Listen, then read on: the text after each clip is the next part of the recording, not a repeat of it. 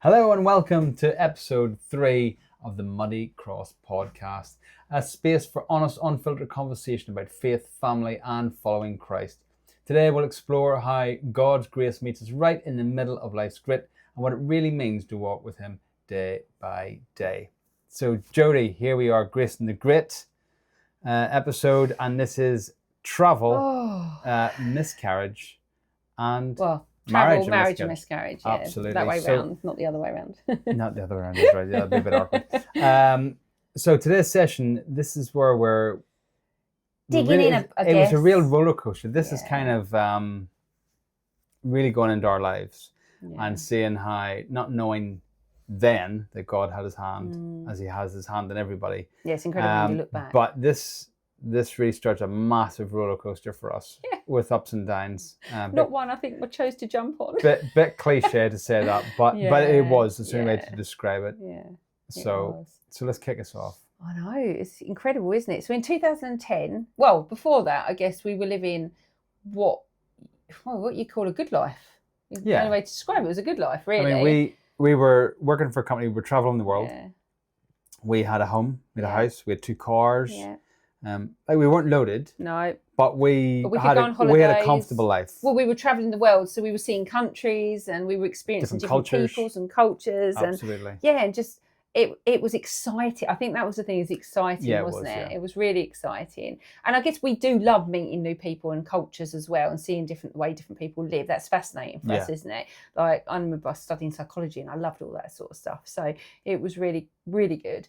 But and a lot of hard work, so we did put the work in. Yeah, absolutely. But it was a good time. But it wasn't it? Exciting, as you said. Yeah, it was exciting, and we felt like, I guess, talking about the one podcast before, it was looking about sort of imposter syndrome and striving all the time. I think at that point we felt like, oh, good, we kind of made it, haven't we? You know, we weren't rich, I don't think we felt imposter syndrome. We felt very comfortable and confident within the industry that we were in. Yeah, we kind of worked our way up to a good position, and you know, we were getting contracts to work all the time, and things seemed good, and we could put food on the table, and things just felt comfortable and good. And so we were obviously together in a relationship, and then we decided to get married in 2010, which was fantastic. Yeah. And that's kind of the roller coaster's gone up, isn't it now? The roller coaster's gone, we get married. That false identity of being good. And then all of a sudden there was a massive drop. And that was miscarriage. That was miscarriage. And so much into that, not just miscarriage, because at the time we had good contracts. We was running our own business, and we were working for like Claridge's and Mulberry and all those kind of top companies up in London. But alongside that, and people think it's glamorous, but you worked really hard. Oh, yeah. And I remember, obviously, we got married and we decided we were going to start a family. But we were doing back-to-back, like 3-day events. Well, it's unsociable hours, isn't it? Yeah, unsociable hours. Stress, because you're talking high clients, a lot of work. Like, we were transporting, we had teams of people transporting loads of stuff into London. You broke down in one, didn't you, in the Dartford Tunnel? And was it Dartford Tunnel? Sorry, not the Dartford Tunnel. What tunnel was it?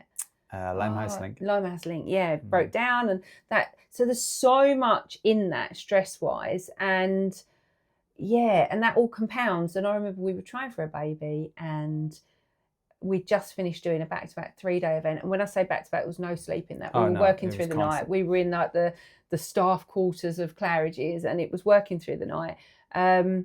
We found out I was pregnant, but it was a very different kind of experience for us, because when we went to have the scan, the 12-week scan, we found it was a miscarriage. Yeah. So by all intents and purposes, my body still felt I was pregnant, still thought it was pregnant, was carrying on with the pregnancy, but the screen showed different. Yeah. Wasn't portrayed over in what I would call the kindest way. It was very much, it's quite cold. It was quite cold. I didn't really know what was going on. I could tell very quickly from the surroundings, like we're quite observant, aren't we? We could tell very quickly from the surroundings things weren't good. But it was kind of ushered into another room. Our notes were literally picked up and dropped in a bin. And the lady said, well, we don't need those now. Which was quite harsh because Yeah. to that point, all our appointments to then were in that file. So I guess Yeah. that represented our baby and everything. Yeah. And so you've gone in expecting to see on screen this little, bundle of whatever moving around, and it was a black screen, and your notes were then thrown in a bin, and you're just trying to process everything that's going on. At the same time, we have my mum and dad there, so we're trying to process it with them kind of watching over us, and it was really it was a really difficult time. Really we were taken halfway around the other side of the hospital, weren't we? Put in again in a room where other people were celebrating I can and laugh looking now.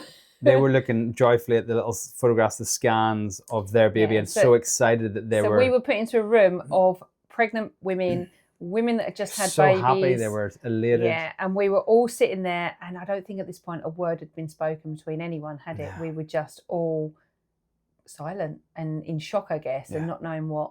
Took into another room with the consultant, and she just basically said, there's 3 pamphlets, you've got to make a decision on which route you're going to take, natural, pessaries or didnt. It was kind of 3 options, and home you go to make a decision. That was it. And even in the car on the way home, it was like silence, wasn't it? It was so something we'd never experienced before. It was we a just really didn't know uncomfortable experience. Anyway, my mum and dad left, and obviously then I think we broke down and cried, and kind of the emotions come out of it. We decided to go natural. A few days later, I naturally miscarried. That was a 9-hour experience. Yeah.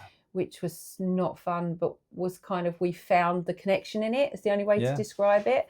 While I'm losing a lot of blood and going through all of that. You were losing a lot of energy. You were so tired. A lot of energy, and bless you. You were on your hands and knees kind of supporting me, weren't you? I was your table. You just fell on top of me, didn't you? Literally was my table supporting me. To which at one point you... I perhaps might have said that my back was sore. Which, looking back now, we laugh. I think we did laugh at the time. We laughed in the moment because with the irony, the complete... What you were going through, and I'm complaining we shouldn't about my be sore back. But it was, we were both like, I was crying, I was in pain, I was screaming out in pain. I was then leaning over you, to which you said, is this a good time to tell you my back's sore? And I just burst into laughter. And I think that was the point when the connection just hit. Because most of those sorts of times in life could either tear apart or bring together. But for us, it just cemented us even closer, didn't it? And it brought us together. Well, I think I did turn around and say, I think the neighbours were going to call the police because I don't know if you're killing me or what. They must have thought at that point if they were home. It was we traumatic. do look back at it and it might sound we're being flippant. Yeah, about it. We absolutely weren't. But at that time, there was internal hysteria and confusion and tiredness, and there was so many emotions, so many things. It was a difficult one. Yeah, it was a difficult one. But we went on going, didn't we? So we went back to hospital. They kept saying there was live tissues. It was back and forth. Yeah. And then we were signed off at the beginning of December. So this had been a few months in now. We were signed off at the beginning of December. To which at the then end of December was Christmas Eve. Was it Christmas Eve? I think it was Christmas Day, to be honest. Christmas Day. My grandfather passed away. Yeah, your grandfather passed away. And I was goofing around. Yeah. Because we had an entertainment company in that, and I was goofing around in a big lion costume, weren't I? Don't ask. For my nephew. Yeah. And we were goofing around, and all of a sudden, something didn't feel right down below, and I ran into the bathroom, to which I was then holding on one side, perfectly formed, little tiny baby, in shock. Yeah. Called you in. We never said anything to anyone, did we? We finished off the evening. We rung the hospital. They called us in for the next day, and they said what had happened is, where I'd had a miscarriage, the baby was obviously died, but it was blocking anything that was then behind it, to which they said there was another baby behind, so it was twins. And the baby behind was still alive. So through all this process of us thinking we'd lost our baby, we still had an alive baby inside, which obviously then miscarried at that point. Yeah. And you'll never know, obviously, what would happen. But obviously, if we had have known back then, it may have had a different outcome. Yeah. But I then had to go for an emergency didnt over New Year's Eve, which again, very upsetting and traumatic and all the rest of it. Come home, and we just wanted to close off, didn't we? Just us, just to process everything that had happened. So that was a real roller coaster of this joyous, wonderful time of getting Getting married. married. And it was our wedding night that we'd conceived, Yeah. obviously, this beautiful baby It in seemed perfect in then, didn't August. it? Everything seemed so perfect. And then obviously this was now end of December, Yeah. and we were facing a new year of heartbreak, really, on a complete, just lost and not knowing where to go. So that whole roller coaster just sort of took us through, didn't it, into that? And as well, there's a lot of feelings around then, and probably people that have had a similar experience might agree or might empathize with it, because there's a lot of emotions you feel, because you feel jealousy. So when we were in that room, I know I did, whenever I was in that room with you and we were obviously told that we'd lost the baby, and you're sitting beside somebody who's joyfully looking at their baby, there's jealousy. Yeah, there is. You know, and as much as you don't want to feel jealous, and there's then also confusion, there's anger, as well. You got these emotions just rampant around your head. And scarcity mindset kind of sets in. You're like, we're running out of time. You know, like we're getting older, because we had left it late, hadn't we, in the scheme of, our age. And we were like, what if we never have children? What are we going to do? And all those thoughts and feelings were coming in. And I remember, we were walking around shopping centres, and you're seeing, like you say, you're seeing pregnant people. Friends were telling us, family was telling us that they were having babies. And I didn't want to hear it. No. I was just shut down. I was like, I don't want to know. So again, false identity, because on the outside, on the exterior, everyone thought I was fine. Yeah. And everything's lovely and all the rest of it. And I'm sure some people must have felt, because I wasn't engaging in conversations when it come to babies and stuff. But on the inside, I was just broken and just being torn apart. And it was a really, real difficult time. But again, it's in those depths where we get growth, isn't it? Yeah. And we find the strength of who we are. And I think that's something to really hold on to that. So we had marriage. Yeah. We had miscarriage. We had another one after that. So very brief, but an early one after that. So it wasn't straight into having our next son. But then we climbed again, because then which is obviously now our eldest, our son. Yeah, which we called our little miracle baby. Yeah. But obviously it was God's blessing. But we weren't walking with God then. Although he had his hand over everything, we weren't walking with him. So. And that was quite incredible.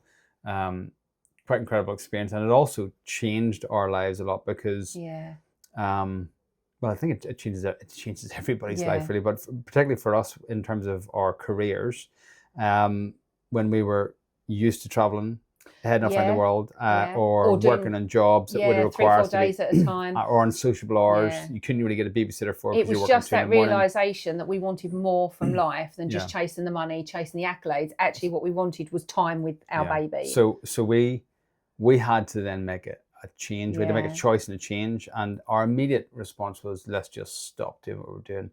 But through conversations, we kind of managed to work a way to stay within our industry. Well, I got roles. Yeah, we got presented, didn't we, with an opportunity to go and work in America. Well, work for the company here for a year, and then move go to and America. move. So that whole time went back to being exciting. So the roller coaster was going up, because we were like, oh wow, this is like a new country, new career opportunities, and we just got a dog as well, puppy. Yeah. So everything, again, that false identity, that false security of everything's going good again, and we were on that path, but it was going to crash soon. Then we realised that perhaps the grass wasn't always greener on the other side, and we realised that. So we then turned that opportunity down.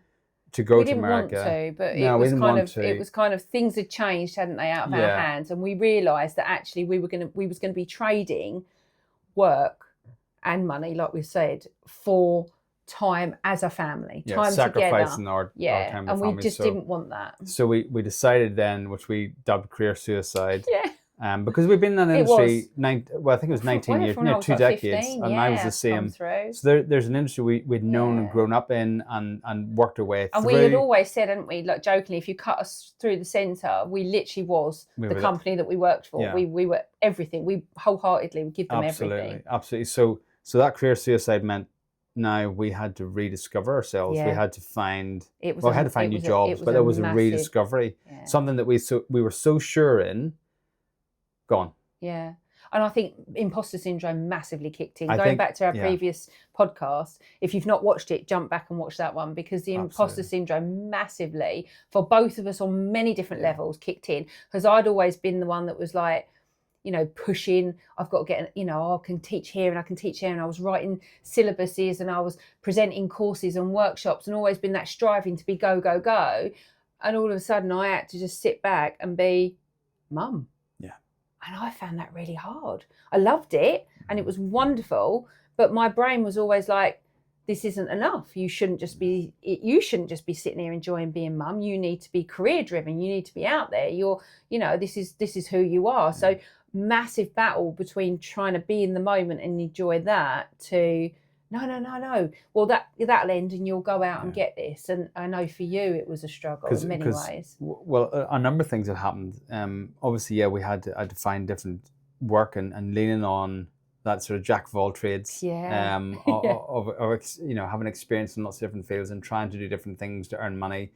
But we'd also, around this time, so it was about a 2-year period, we'd sold our house during this time. Oh, yeah. What, leading up to going to America? Leading up to going to America. So, and making that decision to close. So we'd sold our house. We gave away our basically business. Give away our business. Because we thought we were going to a house and money and everything. So we didn't need that. So we were kindly giving all our clients away. So now we're faced with, we couldn't even go back into the industry we knew in that respect. We knew and how we'd grown up in it, and we'd define new careers. It was it kind of felt like there was a couple of years of just feeling lost. It felt like trying to climb up a cliff and every handhold every now and then it just crumbled away and you're having to re-grip onto something else. And I know I'd done many different things career-wise. I jumped straight into something because I always remember, and again, this goes back to imposter syndrome. I remember when I left school, my mum took me to careers offices. We drove to a couple of different colleges and we went to careers office. And I always in my head, I loved animals. Growing up, it's all I wanted to do. Mm-hmm. And I went into the careers office and I said, I want to be an animal behaviourist. That's what I want to be. And I just got laughed. And I remember 2 or 3 people just going, no, that's ridiculous. You're going to need to do psychology for 7 years before you can even entertain that. There's not really anything in the world like those sorts of qualifications. So then you'd probably have to go into a zoo and do a few years work experience. And it was proposed to me that it was going to be such this mammoth, inachievable task that I just came out and was like, oh, well, I'll just come work for you then, Mum, because I don't really know. Point. There's no point me trying to do that because that's out of my reach. It was, again, imposter syndrome. It was giving me a false identity that I couldn't achieve that. Yeah. And so I remember when we did walk away from the industry that we were in, and it was like, well, what are we going to do? We did have, didn't we, several months of, well, I don't know. I just like, right, I'm going to throw myself in. It was something I always wanted to do. I got told I couldn't do it. Why was I told I couldn't do it? And I was older then. I was different. My mind was different. I'm like, no, I can do that. And so I kind of retrained, didn't I? And I went into animal psychology, animal behaviour. I'd already done some psychology, so I went back in and did A-level psychology around loads. I know I spent a fortune on doing different animal courses. I was always coming back going, just a little bit. Can I do another one? Can I do another one? And it wasn't it? It was just throwing myself in. But again, it went back into that false identity of being an achiever. Yeah. Well, you know, I've failed at this because we've left this industry and I've now failed and I've got, like you, we've got a baby to provide for, and, you know, we've got mortgages, and so I need to get into something quick, so I need to build it back up. And the only thing I knew at that point was an identity of achieving. Yeah. And so I went back into just throwing myself into getting into that industry and obtaining as much knowledge as I could. So learning animal psychology, learning animal nutrition, and all just throwing myself into that, built myself a client list and started training and doing a dog training and dog behaviour. I'd say quite quickly, but over the period, it was several years. Yeah. And you... I think I done with pet photography, labour for a scaffolding company. I'm sure there's other things I've done as well. I can't recall, but it was a grabble. You did a few sales positions and stuff. It was a grabble just to try and get work in to get money in. And so that I don't think we recovered from that walking away from that for quite a while, did we? No, that was quite very lost. Is the only way to describe it. That was definitely a downturn in regards to that roller coaster. And I think we then started to really fall in the trap of the world. Yeah. And in my mind, I can see where that leads us to at that time in our life, because at that time then we had moved again. We had, yeah. We'd moved to Ireland, Northern Ireland. We tried, didn't we, to go over there, and then we'd come that back. Work. Yeah. And then we were in rented. Yeah. I had just got a job, just a second job as a sales job.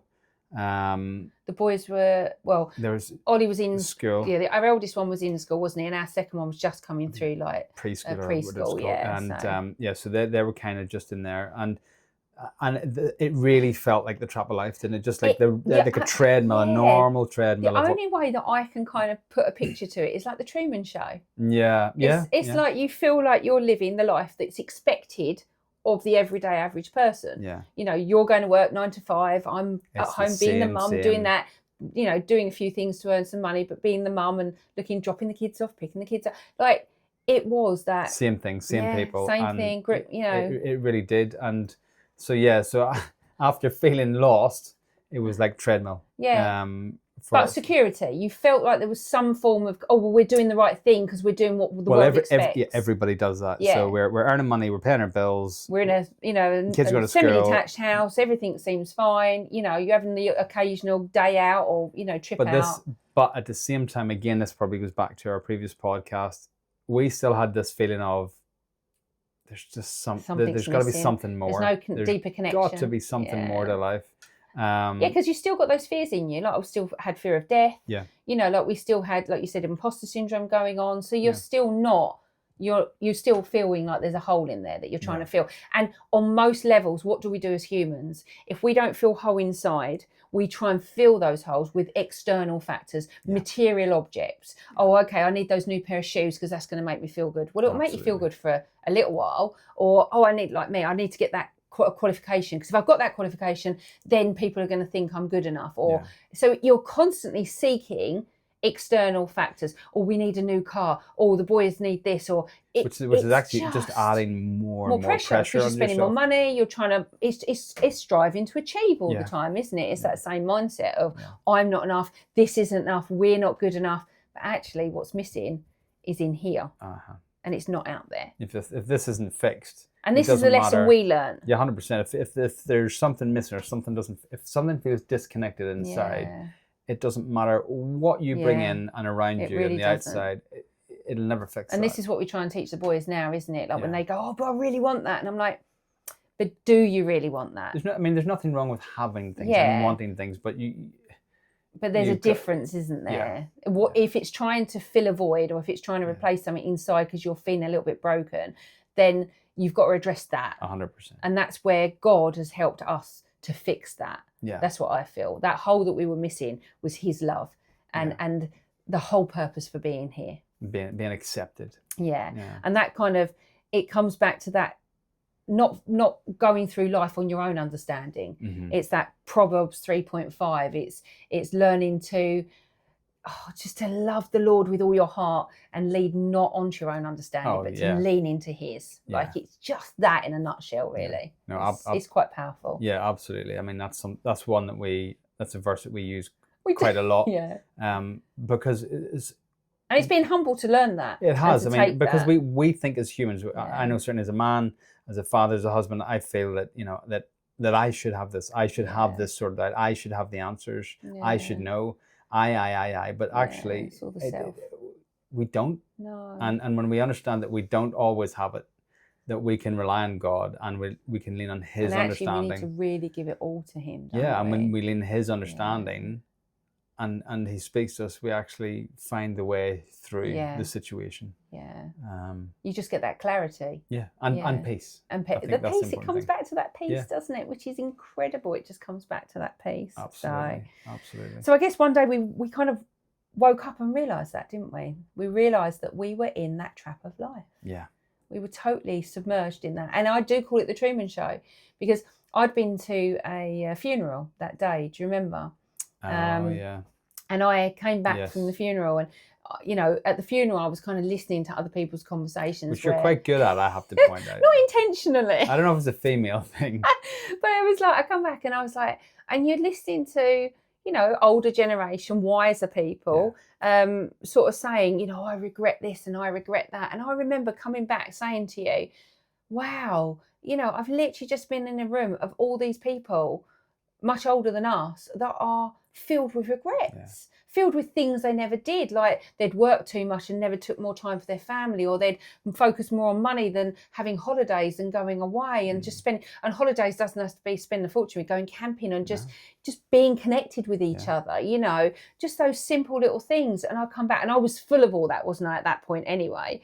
And then I went to put our eldest to bed, and he was upset, and we'd gone through some difficulties. We'd had about a 5-month period of him with things weren't right. He was becoming closed off and withdrawn, and we knew things weren't right with him.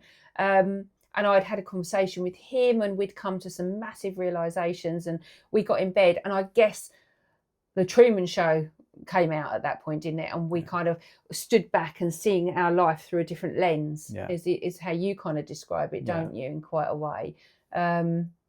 And just realising at that point that we were living, not a lie, but living under a false identity that we'd both kind of got ourselves into. Yeah, no, and it's easy to fall into that trap. And that lens, it's a tool that I use a lot. I use a lot now, and certain circumstances where I kind of want a different perspective. I really try and withdraw myself, and it's kind of almost looking down at your life or looking down at the situation again to try and look at all the different aspects, not just your own. And then you get a true representation of what's going on. It's a nice way to look at everything, looking at relationships, looking at your emotions. Why am I feeling like 100%. That? Or I've just had that interaction, but why would they be saying that? Is there something going on in their life? It's a really nice way of because kind otherwise of you're just stuck in your own view, and then that's very self-led. And then you tend to find that it's harder to find a way out of the situation. So if you have that exploded looking down at that view of the whole situation, everybody's involved in it, then you can actually say, well, I'm wrong in this scenario. I need to change this. And that's been something amazing that you've taught me, and now I am able to do. But it's come from obviously learning. So it's nice to be humble, to learn from each other, isn't it? And I think that's what the strength is. Is where my weakness is your strength, and where your weakness is my strength, and that's the unity of the two. Absolutely. So this time of our lives, we started to realize that, but our roller coaster, I guess at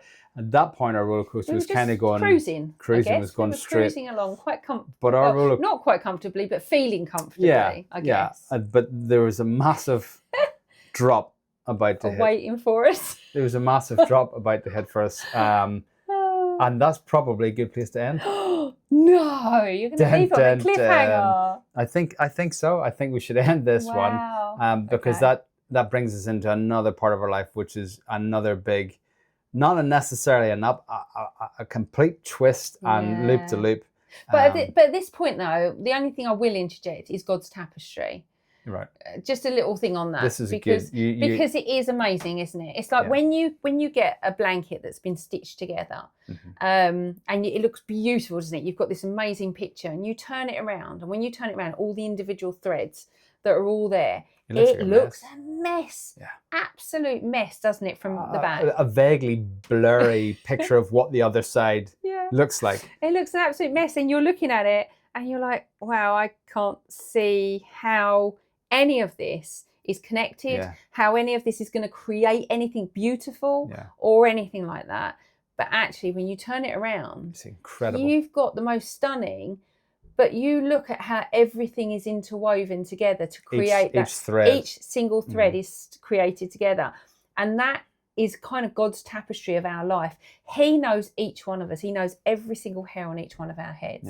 And he knows what each one of us, what our purpose is, what he's given us, what we're blessed with. And we always say the blessings that we have, the skills that we have, we're quite creative, aren't we? But the skills we have aren't for us.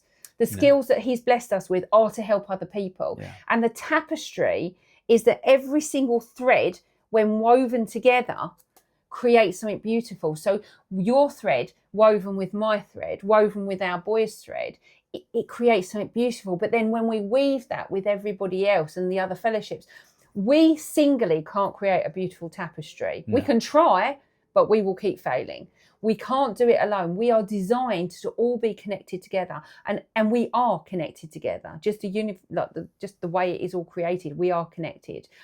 even with nature and everything else. So every thread coming together just creates the most beautiful tapestry. But right now, in this point of our story, we're in that confusion, seeing the mess, so much so, not seeing how any of this is going to turn out beautiful. I can guarantee you that, because I'm like, we're failing our boys, we're failing ourselves, but we're doing what's expected of us. And, but we don't see any but way we don't see a to way improve out. our situation. Yeah, it was just a messy, muddle, wasn't it? Yeah, It's the only way to describe it.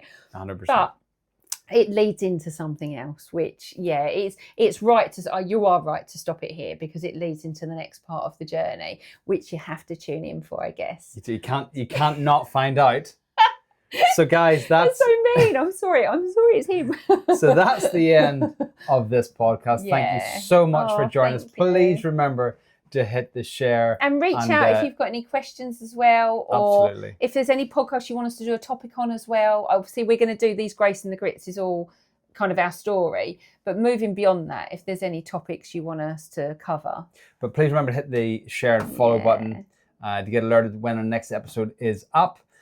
Please leave a comment as well. We'd definitely like to read the comments and hear what you guys have got to say. And if you fancy buying us a coffee, you can do so. The link is in the comments below. But until the next episode, guys, stay rooted in Christ, stay strong, and we'll see you soon. Bye. Bye.